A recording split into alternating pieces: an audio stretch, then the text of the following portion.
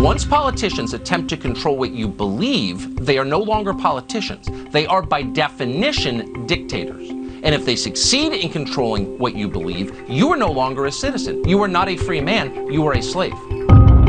Next time Republicans are in power, they could reach back and impeach a former Democratic president. I think that would be profoundly disruptive and a big mistake. The First Amendment may protect the right of my Democrat colleagues to slander me and to lie, but it does not give them the right to try to abuse the power of the Senate. I'm not going to be intimidated by the liberal mob. Hey everybody, welcome to the Muckrake Podcast. I'm Yates Sexton, as always here with Nick Hauselman. We are taping this on January 25th, 2021, which is a historic day in a few sort of ways. It is the beginning of the first time that a former president is going through a trial by the Senate for impeachment, and the first time that a president is going through that trial for the second time. I don't know how you feel about it, Nick. I am not under any sort of I have false ideas that he's going to be convicted or kept from running again or anything along those lines. But it is important that we talk about, because obviously the Republican Party is now just like, we don't endorse storming the Capitol. Not that we can prove it was Republicans who did that or Trump supporters. It was probably Antifa or whatever. But a lot of them are like, why are we worrying about this? Why is this a thing that we're even doing? What a waste of time. But we really need to talk about the fact that, number one, you have to hold a president accountable. Number two, this guy should never be able to run for office again. And number three, everything that was happening with Trump, all of the problems we were having, all of the things that led to Trump are still here and they're still worsening. How are you feeling about this? I'm not so sure I'm concerned a lot about that as much as the over-under of when we're going to see Pat Leahy fall asleep as the presiding judge of the impeachment trial itself, because that's going to be the real fireworks there, as he gets to do this because it's a former president and not a sitting president, so we don't get to see John Roberts presiding. So, my prediction is they'll get 10 senators to vote to convict him, which is 7 short or 8 short, whatever the number is. Wow, that's a muckrake prediction. 10. What? You think it's going to be 7? What is it? No, I would put it probably around 4. Wow. Okay. But the whole point is that by the way, nobody has ever deserved a second impeachment like Donald Trump. Let's just say that of the 3 presidents who have been impeached. No one has deserved it more, and for a situation that needs a stark rebuke from the government of the United States of America. And I will say, I've been talking about this for the past week, and we went over the inauguration on last week's Weekender show.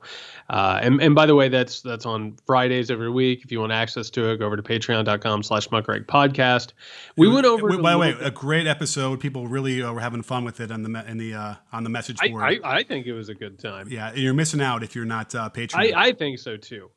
But we talked about the inauguration, and we also talked about like one of the lasting frustrations that I have, particularly over the last week, is. And by the way, I mean, not only that the New York Times has already started reporting on what kind of, time wear the president of the United States is wearing, but also the fact that so many people are so anxious to turn the page away from the horror that was Donald Trump, that a lot of the problems that he personified and worsened are starting to slip through the cracks. And we are watching those things start to grow and metastasize, possibly even move beyond Donald Trump and turn into their own crises. And this impeachment while I think is not going to get the quote unquote ratings or attention that the last one did, and a lot of people are going to say, why are we doing this? It seems imperative that we do it. And it seems imperative that he is actually convicted, even though I don't think it's going to happen. Right. We gave all the F's to McConnell in our last week's show on Patreon. So it's, I don't want to be too redundant, but he's doing this whole thing where he's trying to ride the wave in between, and where he's sort of signaling that maybe he'd be open to, convicting him, or certainly not lobbying to get him off. We do know that they worked very closely in concert in the first impeachment, which brought up a whole bunch of ethical issues right there. That won't happen now, but it doesn't necessarily mean that they're going to do anything differently. The only thing we can, maybe hang our hats on is that they're going to actually have witnesses in theory. If, by the way, Chuck Schumer just needs to go. He's allowing McConnell to filibuster without even being in control, basically. It's incredible. Yeah. And it's just by talking. McConnell can just sort of talk, and it's getting everybody all focused on it and not getting anything else done. It's ridiculous. I would be more than happy to see Schumer just step down and have somebody else take over. Hopefully, in the next by the midterms. But nonetheless, what were we talking about? Did I just hijack that whole thing? No, I think the McConnell conversation is absolutely necessary. And you were saying it before we started recording. We fought so hard to get Warnock and Ossoff elected, and almost immediately, which, by the way, I live in the blue state of Georgia. I have two Democratic senators in Georgia. And I have to tell you, I am astounded at how quickly the Democratic Party moved to neutralize any gain that they had made, any advantage they had made. And I think there's a few things that we need to talk about here. We have to talk about the fact that Joe Manchin has already come out and said that he will not vote to end the filibuster. For those of you who aren't familiar with how the filibuster works, this is the idea that there has to be sort of a supermajority for anything to pass through the Senate. That's not hard and fast. That's not written down anywhere. There's no rule in the Constitution that the Senate has to use a filibuster. In fact, many times the filibuster has been overridden and people have moved on, and it requires a simple majority, which, checking my notes here, Nick, is how it's supposed to work. But it's a quote-unquote gentleman's agreement. Joe Manchin has already given basic control of the Senate to Republicans who have no desire whatsoever to pass legislation, and given up the game, which is there is a large amount of Democrats, and I hate to say it, aren't interested in passing legislation. They're not interested in using the government necessarily to do things. There are Democrats who are interested in reform and making lives better. And then there are other ones that aren't particularly interested because they're drinking from the same trough. And it's important with McConnell to point out what you just said about riding that wave and trying to do whatever.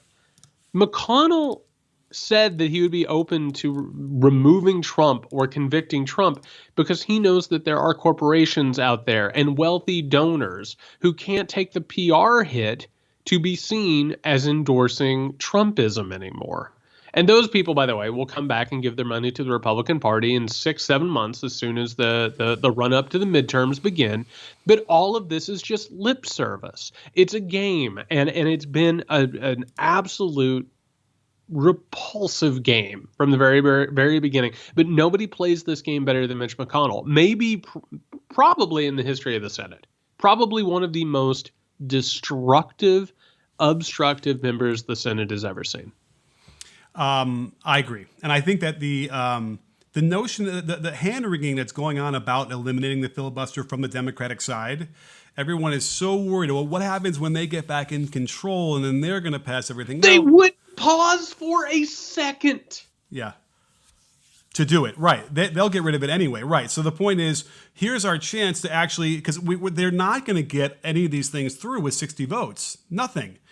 So here's the chance to at least get some stuff done. And again, this is my whole take has always been this way. The clock is absolutely ticking from now until the midterms, and then a little bit beyond that, as far as they have to get concrete legislation done that is visible, that people can see in front of them, that actually helps people's lives, so they can start to change the hearts and minds.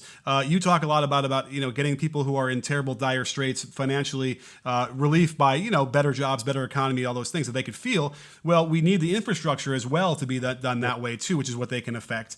And that could very well change those hearts and minds, get more people to vote Democrat because they're like, oh, that Senate, they actually passed some good things, and I benefited from that the last couple of years.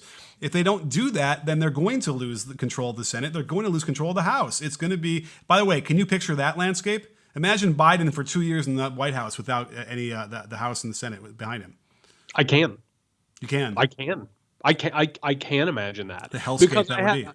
Because I have to tell you, and listen, we would be remiss if we didn't point this out.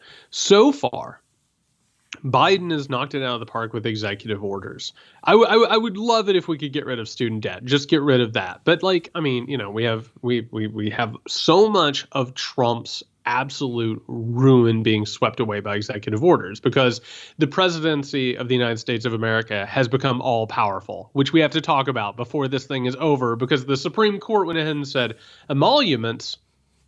What we don't need to worry about blatant corruption in the presidency. The point is moot. Come on, he's gone, guys. Can't we move on? Let's join hands and engage in a little bit of unity. But what we're actually looking at, the clock isn't just ticking. This is the fastest that the clock has ever been ticking since 2008. Since Obama got in and the economy was getting ready to fall into the Grand Canyon full of flames, right? That clock is already moving incredibly fast. And if something doesn't happen, so like for instance, this stimulus relief bill, they're already dragging their feet about it, man. They're already like, I don't know, $1.9 trillion. That sounds like a lot. And by the way, have you guys looked around? There's a deficit. I don't know who did this deficit, but we probably need to take care of it. And by the way, anytime that we make that joke from now on, we have to point out deficits don't matter. The federal government can run deficits. That's one of the reasons why we have one, is so it can run deficits. And on top of that, it's good for the economy for them to pump money into the economy. It is a good thing. Right. But don't forget that it's not just that. They're saying, the welfare queen is the subtext going on here, where we have to somehow incentivize people to want to work on their own and not be giving handouts. When we're in the middle of a pandemic, people have lost their jobs. And, when you're 62 years old and you lose your job, like there is a lot really coming back from that. You probably relied on the fact that you'd be working for another 5, 6, 7, 8 years, whatever. Sure. And now that that's gone, it probably doesn't come back. Like you need help from the government. Listen, there is the issue of, and I got to look a little bit more carefully, but they're throwing out the word like $300,000 is below that. You get the money. And listen, I would be against, if someone made that much money in a year, they don't necessarily need, $1,600 or whatever they want to hand out, either. So I'm a little bit sensitive to the number, but at this point, like they just got to get it out either way. Just go. The whole problem is that the Democratic Party constantly compromises its principles or shoots itself in the foot because, my God, Nick, can you imagine if the Republicans said that they were fiscally liberal? Can you imagine if they said that? Tax and spend liberals, tax and spend liberals. And they have been so afraid of that they have capitulated in every single debate, every single one of them. And they always start out too small. They always do because they're afraid of that number being too large. So they go ahead and they kneecap themselves and go small. The problem is right now, our economy, man, is so bad. And it's in such trouble. It's in such a perilous situation. This idea of giving Americans too much money is one of the only things that might actually save things. Because what ends up happening is that the companies who rely on, or the people who hire people, aren't hiring people. Because they are taking all of the money that they have and they're just throwing it into the stock market. It's like a hot air balloon. Just throw it in and then take it out. Throw it in, take it out. And that's one of the reasons why we have 0%, interest rates. Right. They just keep throwing it in. They're not hiring anybody. Here's the problem, Nick. If you don't give people jobs, they can't buy your shit. Yep. Oh, so it's just. You want to talk about rents? Rents? Oh, my God. Yeah, it's frightening. So either we are going to have the entire economy collapse, or the government is going to take an active role, which history tells us has to happen. Mm-hmm. So I agree with you. Like, should people 300,000 or whatever, but let's not throw the baby out with the bathwater. Let's just go do it. get it done, and then we'll figure it out as we go. And chances are we need more stimulus bills of like $1 trillion. Just go, just get it done. And they are dragging their feet on it. And this whole situation, again, going back to Mitch McConnell, he's getting everything that he wants, man. I mean, this guy is playing. I mean, it's like watching Queen's Gambit. He's playing speed chess against 50 Democrats in the Senate. And Chuck Schumer is sitting up there and he's like, well, in the interest of unity, we're going to share power. And can you imagine what McConnell must have thought when he heard that?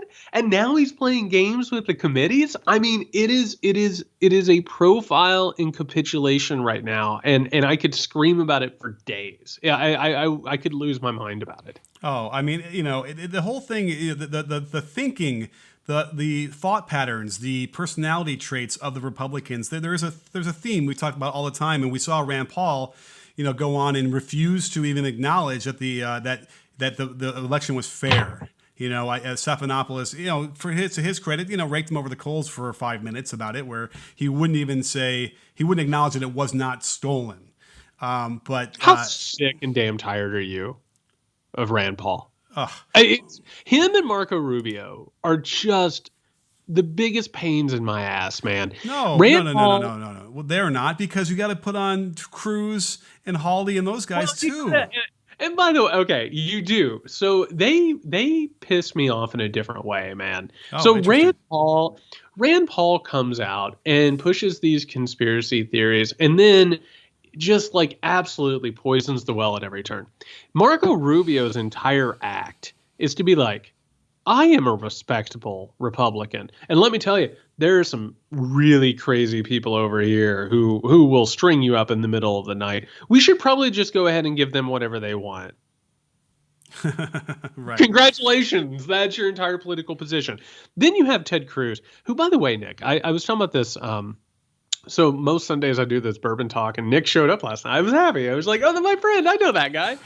And I don't know if you heard me say this, but have you noticed that Ted Cruz kind of enjoys getting humiliated in public by people? He enjoys people just beating the living hell out of him. He's one of those, huh? So there's something weird there, like watching him with Seth Rogen. So Ted Cruz is his own thing. And by the way, we'd be remiss if we didn't talk about the facts. Nick, this story comes out of Missouri, and somebody was doing some digging in Josh Hawley's past. And listen, what a great guy this Hawley is. Back in the 1990s, when Timothy McVeigh, have you heard of this guy, Nick? I have. Yes. Guy.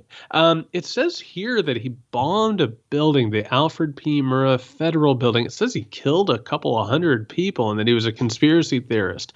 And it turns out that Josh Hawley at the time wrote, many of the people populating these movements are not radical right-wing pro-assault weapon freaks as they were originally stereotyped. Which, by the way, sounds interesting right now, doesn't it? Dismissed by the media and treated with disdain by their elected leaders, these citizens come together and form groups that often draw more media fire as anti-government hate gatherings. Glad that guy's in the Senate, Nick. Yeah, but you didn't tell us how old he was when he wrote that. Yeah, was he just like a high schooler? I believe he was a high schooler writing for the paper. High school. He has held these beliefs since high school. You know who else had beliefs like that in high school? Stephen Miller. Oh, yeah, absolutely. Because they're a bunch of sickos. Mm-hmm. They're a bunch of fascistic sickos. And that's what's happening in the Senate. Well, everybody's patting themselves on the back and being like, we are acting like gentlemen today. This is how you share power. And we will show the world. Like, you are dealing with some really fucked up people, Nick. Yeah. Well, the Hawley thing is interesting because, I kind of start to think that maybe he's a Manchurian candidate. This guy is so ambitious. Now, ambition is supposed to be the thing that we Americans have, and it's supposed to be good. But here's a guy that didn't even serve, I don't even think it meant a year as Attorney General in Missouri because the Senate seat opened up and he decided he wanted to run for that instead. This is a After straight telling line. People he would not do that. Right. He floored it from the moment he was in high school writing for the paper until now. He is 2024. In fact, somebody said that they went to high school with him, and in his yearbook, he signed it like President 2024. This has been on his radar the entire time. I don't mind ambition, but you got to be careful when guys are willing to just, adopt any kind of ideology to do that, which is exactly what he did. Well, and this is what we need to talk about, which is, okay, we're not going to convict Trump in the Senate. We're not going to get him on emoluments. He's just going to go. And by the way, we talked about this before we started recording. He opened up the office of the former president today. So does that mean he's not going to run again? Who the heck, man? I can't even wrap my. How can you have the office of the former president if you're going to be running, as president again later? I don't know. I mean, he just needs someone who can name these offices for him instead of him choosing office of the former president. I wish it was like the office of President Emeritus, right? Something along those lines. Well, it'd be right next down the hall from the Ministry of Silly Walks. So Trump opens up that, and everyone's just like, thank God we're back to normal, and thank God America is back on track. Meanwhile, let's take a quick survey of the people who, and I was getting ready to say like the torch or the baton that Trump was running with, but let's not lie, he wasn't running anywhere. They handed it to him and he dropped it on the ground. Torch right? is a good image. The torch, as they torch a Capitol. So we have Holly, who has been running for president since he was in the 4th grade, right? Ted Cruz, whose family has said in public that they believe he was chosen by God to save America, right? That's where Ted Cruz is coming from. Marco Rubio ruined everything that he ever did because he got thirsty, which is still one of the funniest moments in the history of American politics. Just amazing. But then let's take a look at these incoming people who are all interested in picking up this torch that Trump has left. We have Marjorie Taylor Greene, who is like the official congresswoman of QAnon, who on the first day, January 21st, the first day of Joe Biden's presidency, filed articles of impeachment against him. Congratulations, Marjorie Taylor Greene. We also have Boebert, who her entire life right now is trying to get thrown out of the Capitol for carrying a gun, right? Mm-hmm. And by the way, let's also point out how much of American politics right now, particularly on the right, is wanting to get quote unquote canceled so you can make money off the perception that you have been quote unquote canceled. They want to be fired. They want to be kicked out of Congress. They want to be censored. They love playing the victim, right? Then you have Madison Cawthorn, who has lied about literally everything. He started a company that like winked at every fascist in the world as he's going to Hitler's estates and talking about, the Fuhrer. And on top of that, by the way, Sarah Huckabee Sanders today announced her candidacy to turn Arkansas into a theocratic state. These people are all not just dangerously ambitious, but they're also grifters, and they're also picking up the worst possible parts of Donald Trump's legacy to try and succeed him. Here's what I gained from, or I took away from Madison Cawthorn's story, was that, if a guy, especially that young, is so willing to lie about his own past, then it just sort of leads to a clear path of him being a really corrupt politician. Yes. And by the way, we didn't have to learn it from Trump, but certainly Trump has laid that out on his own. But here's a guy that claimed that he was training for the Olympics and was on track to be on the Olympic team in Japan in 2020, whatever that year. They're not going to have it now because of COVID. But it's a simple phone call, and they asked some of the Olympians. By the way, Paralympians are the most elite athletes in the world, just like the Olympians are. You're not just going to say, oh, I'm going to walk on the team and be part of the, a member of the Paralympics. This is a really serious thing that he was simply not even close to being part of.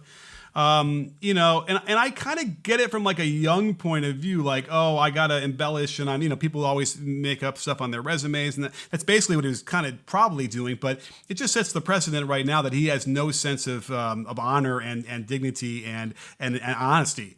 And clearly he's just being propped up. Oh, hey, here's a good-looking guy who's in a wheelchair. This is going to be great. We're going to be able to really milk this. This is what it felt like certainly in the national convention, the Republican convention, was let's trot him up there. Oh yeah, he's gonna stand up at the end of this speech too. I stand up for America. Yeah. It's really frightening because he's the kind of guy that could be manipulated to whatever end these guys want. Well, the whole point of it is that there's a sickness in the culture right now. There is a problem. And I was talking with people the other day and I was like, I have bad news for you. Like, if we're going to make this country better, some of the people listening to this podcast, watching live streams, whatever, some of you are going to have to get involved in politics. Like maybe you're going to run for a school board, or maybe you're going to run for, a PTA council or a city council, or maybe you're going to have to like go volunteer with a campaign. Like we have to take back politics towards representation, right? Because it has been completely captured by spectacle. And all of these sickos that we just talked about, Cruz, Howley, Marjorie Taylor Greene, Boebert, Cawthorn, Huckabee Sanders, all of these people are live action role playing to build up their egos, make a bunch of money, and like be stars. You have kids. Who's the YouTube guy that was going to like suicide forests? Jake Paul.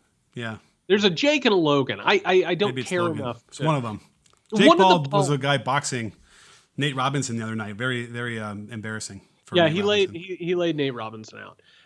But yeah, one of the Pauls, I want to say it's Jake Paul, and like, became like a YouTube celebrity and got so caught up in the celebrityness of it, the spectacle of it, the money of it, the power of it, the focus of it, that he was just like, I'll do whatever you want. Yeah, it's Logan, by the way, just so we are. Logan is the Suicide Forest guy. This is the oldest I've felt in a very long time. Well, we don't want you to get sued like Giuliani is getting sued by for $1 billion by Dominion, which all these people who have pushed these conspiracy theories need to be sued. Yeah. Period. Yeah. But the whole point is that we've gotten to such a point. It's like Boebert. Boebert has spent her entire adult life, quote unquote, triggering libs. She built a business about it. She made a restaurant where everybody carries in guns so liberals would get pissed off about it and Republicans would come in and carry their biggest guns that they possibly could. They are play acting fascistic, anti-democratic politicians. And if it works for them, they're not going to stop. They're not going to suddenly one day be like, I think this was a bad idea. I need to move away from it, which Trump has shown us. Trump was play acting being a demagogue, and he turned into an actual demagogue. Like, that's what happens. I think the thing is the complacency that sets in because a guy like Biden comes in, and we know he's not going to abuse the emoluments clause. He's not going to be blatantly corrupt because he doesn't have golf courses to go visit and whatever. And we could get back to thinking, oh, okay, we don't have to do anything about this because, look, he's not abusing the issue, and we never had that problem before, really. But I can't help but think that, like, especially the emoluments clause being thrown out basically because he's not in power anymore, Trump.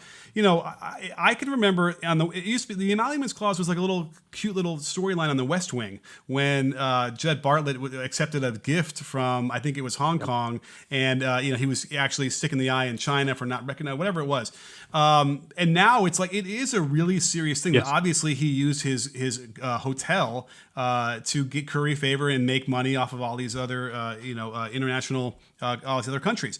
So the point being that the fear is going to be that we're going to just get complacent very quickly, gloss over all these things, and not actually refine the laws that are in place and add to them to really make sure that doesn't happen, because we now know it's clear that the Republicans have no problem with this. They will not denounce him for the emoluments. They will not denounce him for corruption or going to play golf as much as he did or any of those things. They're looking to do it. In fact, his cabinet was the most corrupt cabinet we've ever had. They were grifting. I probably think that Trump told them to do this. Go ahead and go buy all that silverware for your office that costs $30,000. You know what I mean? That necessarily wasn't like, I don't know if they were freelancing. So the bottom line is like, that's what we need to watch out for, is because the next people, and certainly the entire Republican Party is looking to get in on this a lot more now that they realize that there's nobody blocking the doors. It's almost like, when the lady got shot in the Capitol, there's this moment when the fucking cops just leave. Now they're waiting for the riot cops with the gear to come in, but like in that 30 seconds where they just like, oh, we're gone because these guys in the helmets are coming in, that's when they broke all the glass. That's when she goes through the thing, and it was like, hey, nobody is here to guard this. We're going to take advantage of this because we can.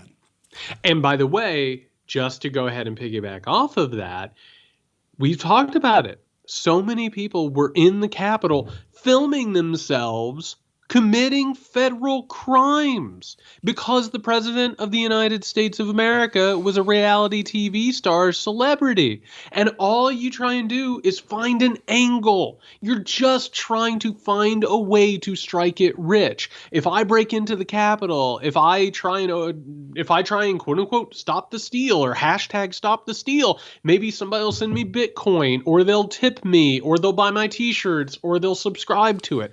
It goes back to what we talked about with Jennifer Taub the other day.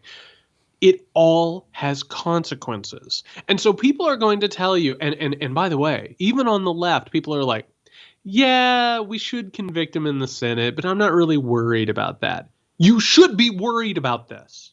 This is actually real deal political stuff, because not only should Trump not be able to run for office again, but if he is not punished, everything you just brought up, why not do it?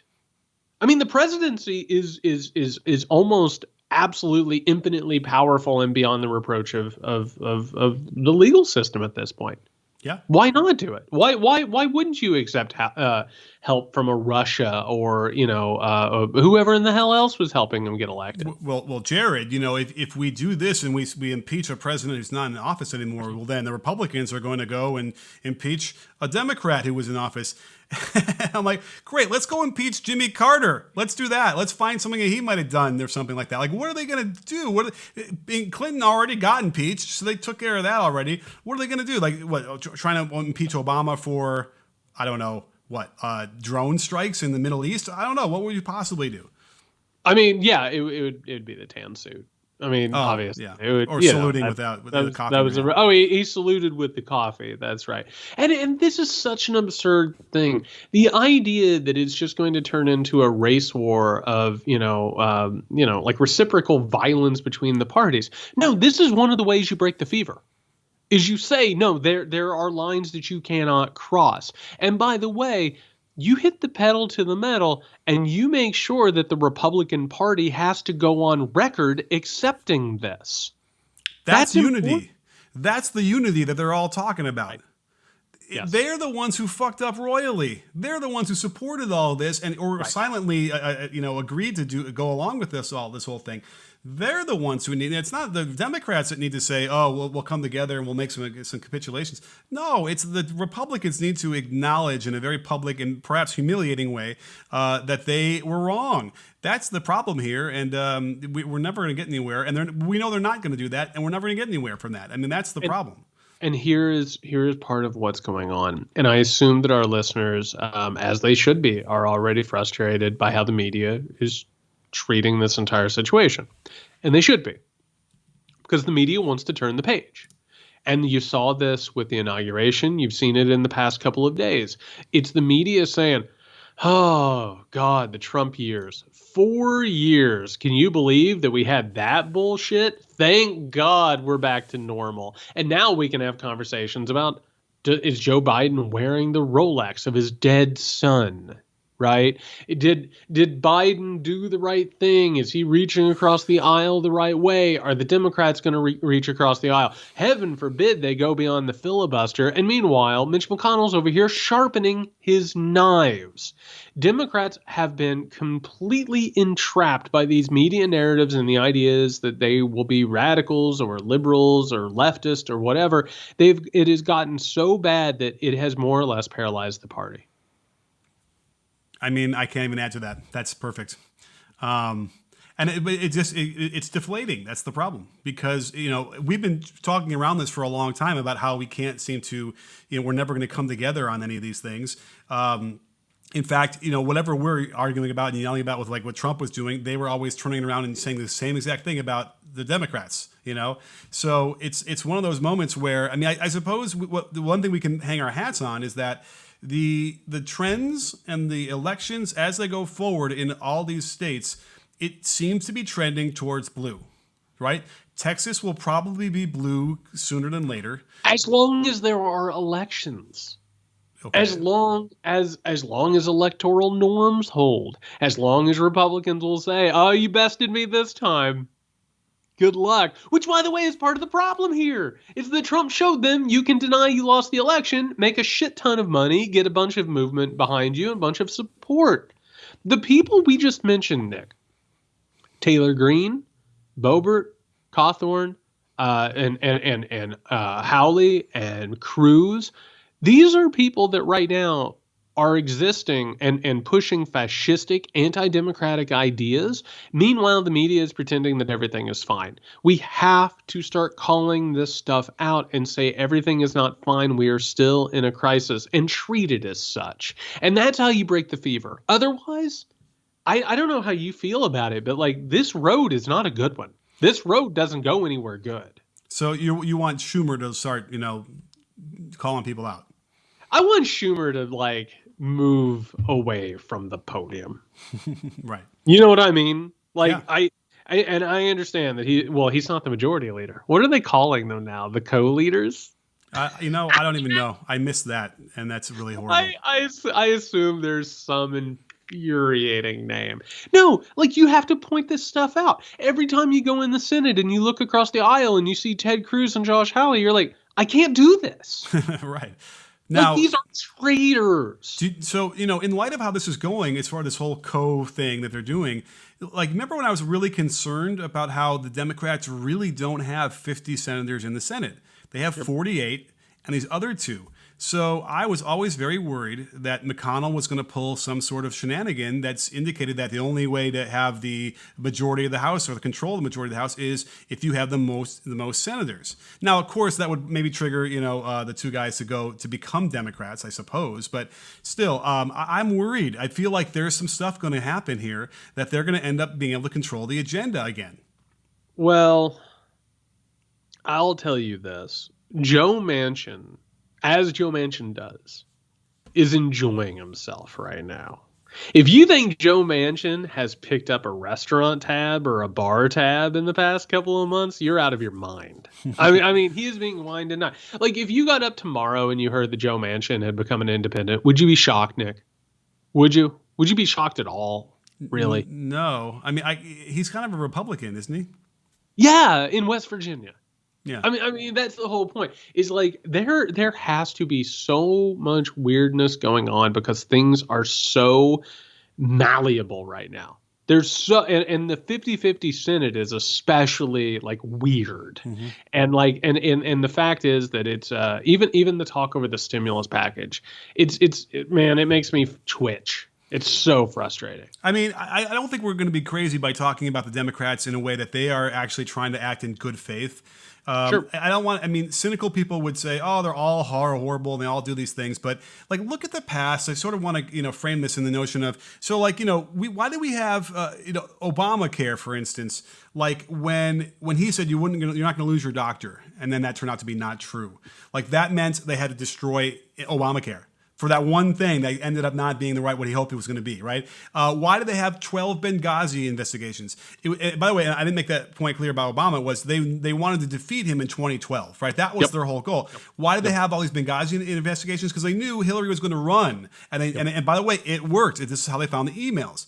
So you would argue that, like, okay, the Democrats are doing this so that, like, they can hurt Trump so he can't run again, right? They're not doing that, right? This is really, it seems like it was an affront on our Constitution. Yes. And it was a seditious act. But the President of the United States of America whipped up a crowd of his Slavish followers and sicked them on the legislative branch and his own vice president. With the help of, Hawley and everybody and Cruz. So the question there is that maybe they took that frame of mind where like, no, we need to like make this more like sinister where we're going to, only use it to our advantage to make sure that he gets, he can't run again. And by the way, if they did that, then this impeachment would probably be opened up to a lot more things. They just keep throwing shit and presenting evidence of all these different things, hoping that one of these things is going to stick, one of these investigations is going to find another extra thing they can do to stick them against the wall. Like, that's what they need to do. And as a result, they're going to play the game the proper way, and they're going to keep it really focused and myopic. And as a result, it's not going to be damaging enough to Trump where he'll be able to run again, or all these guys are going to be able to continue running again on that same platform. Well, and by the way, like the elephant in the room, the diseased terminally ill elephant in the room is that a big chunk of this is about disproving the big lie. Like, if you know what you're doing on the Democratic side, or if you're a Republican who believes in the rule of law and doesn't want your party to continue to descend into fascistic madness, you should use the impeachment proceedings, the trial, to dismantle the idea of the big lie that the election of 2020 was stolen from Donald Trump. You should use it to show, no, he did this on purpose. He knew that he lost, or he employed people to try and overturn democracy and carry out a coup. Because actually, that's what happened. That's actually what happened. It's not a story. It's not a narrative. It's not stagecraft. That's actually what happened. If you do that the right way, there is a possibility that you might be able to move a part of the party away from it. But I don't know if you've turned on Fox News in the past week, Nick. But it's just like, it's like somebody down in the bowels of the Fox News building was like sitting there looking at a giant lever. And the lever said, Republican in charge, Democrat in charge. And somebody yelled, hey, Tom, pull the lever. And they pulled the lever, and all of a sudden they're like, Caravans. What's going on with TV shows? And they're like, have you watched a show lately? There's a lot of cleavage, with LGBTQ people. And what is this deficit? What does a deficit mean? Are you going to pass debt on to your grandchildren? And it has completely moved. But this big lie is now baked into the cake unless they actually go after it. Well, yeah, but let's not forget that they also had this big thing about the caravan coming up from, South America. Oh my God, Nick. I didn't know there was a caravan coming. Yeah, it's really serious. It's something you have to be really scared about now. We weren't scared about it 2 weeks ago or a month ago, but now you got to be really scared about it. Nick, what if they come to my town? What if they come to take my job? The caravan, you say? Yeah, That's no. And all the terrorists from the Middle East who are sneaking into the country with the caravan, alongside the MS-13. It's really a problem. So, that is going to be interesting too, because they're obviously Fox News wants to return to some normal, anti-Obama state, but but on their flank is they've got Newsmax and OANN, which I do feel like they're going to probably still remain in obscurity. They just don't simply have the distribution that Fox has. Well, and by the way, it's important to point out, because you joked about Rudy Giuliani being sued for over $1 billion, which, by the way, throw another billion on there. What are we doing? Go home. Yeah, come on, go $3 billion or go home. Like, OANN and Newsmax have actually been effectively checked by Dominion, this voting technology company, being like, we are not going to put up with your bullshit, slander, and libel. You are now going to be liable for this, which, by the way, hats off to them, because that's the right thing you need to do. You don't cower in a corner and be like, don't call me a socialist, please. I'll tax cuts for the wealthy, whatever. That's fine. Oh, don't talk bad about me on Tucker tonight. Like, quit. Like, you have to actually play hardball with these people. You have to actually take this thing seriously and cut it off at the root, or else dude, I don't want to live in a country where Madison fucking Cawthorn is my fucking president, and Boeberts is VP. I don't want that country. Get me out. Pull me out of the simulation. Done. Yeah. Unplug from the Matrix. I hear you. I would think Hawley is the guy that was going to be, first in line for that list, and that's another one I really dread. But again, Manchurian Candidate. I don't know, man, because some of these guys have been corrupted. We know, listen, Rand Paul's got the stink of Russia on him as well. Ron Johnson, some of these guys. So listen, I know I'm at the risk of sounding like a conspiracy theorist, which I sort of am. There's something there that, the motivations are concerning. Now, maybe, are we ever going to find out, are we ever going to get, Trump's taxes? Do we ever get to see that now that he's done? And, no.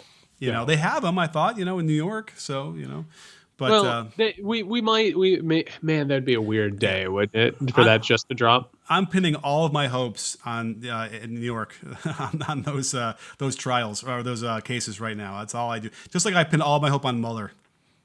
Well, yeah. So, real fast, just to go ahead and put a pin in this thing, because this is something we're going to talk about. It's not a conspiracy theorist idea to believe that the Republican Party would be more than happy to partner with anti-democratic movements around the world. They already have. The reason why the Republican Party got so cozy with Russia isn't necessarily because there were a bunch of videotapes lying around of prostitutes. The reason is because they both believe in white identity evangelicalism being a useful tool to keep minority and vulnerable populations in check.